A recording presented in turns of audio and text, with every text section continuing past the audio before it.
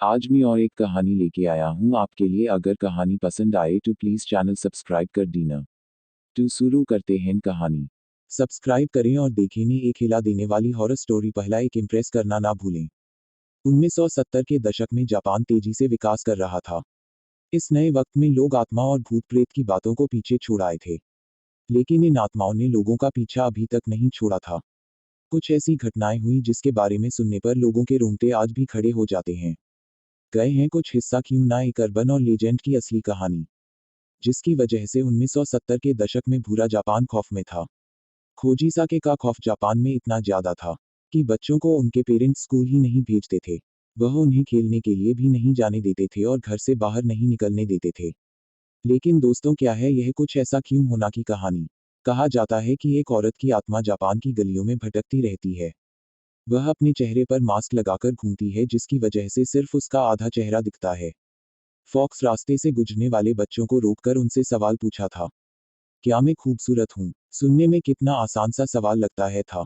मासूम बच्चे उसकी खूबसूरत आंखें देखकर अक्सर हाल में ही जवाब दिया करते थे। जैसे ही वह हाथ थे कोसी के अपने चेहरे पर हा हा आजे जाकर का चेहरा बुरी तरह से कटा हुआ था। ऐसा लगता था कि जैसे उसका वह किसी चार नाइफ से काट कर दिया गया हो अपने चेहरे को दिखाने के बाद है।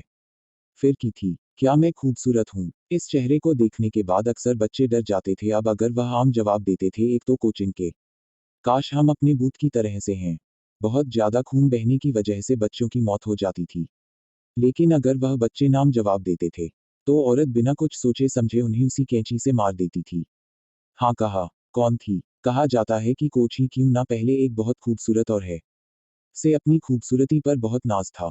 उसका पति एक समुदाय जो कि उससे बहुत प्यार करता था थे। एक दिन उसका पति रहने के लिए गया। वह काफी समय तक वापस नहीं आया, ताकि उन दिनों अकेले रहा करती थी। जब उसका पति वापस आया तो उसने देखा कि उसकी पत्नी का अफेयर एक गैर आदमी के साथ चल रहा है। देखकर उसने अपनी तलवार से कुछ शाह के बीच में से काट दिया। और फिर उसने उससे पूछा, क्या अब भी उसे अपनी खूबसूरती पर नाज है। औरत दर्द में रोती रही। उसकी ज्यादा खून बहने से मौत हो गई। इसके बाद से उसकी आत्मा अपना आधा कटा हुआ मुंह छुपाए जापान की गलियों में घूम घूम कर हर आदमी और हर बच्चे से एक ही सवाल पूछ भी में है। अगर आपने नाम जवाब दिया तो आप इसका चेहरा बिना देखे मारे जाएंगे।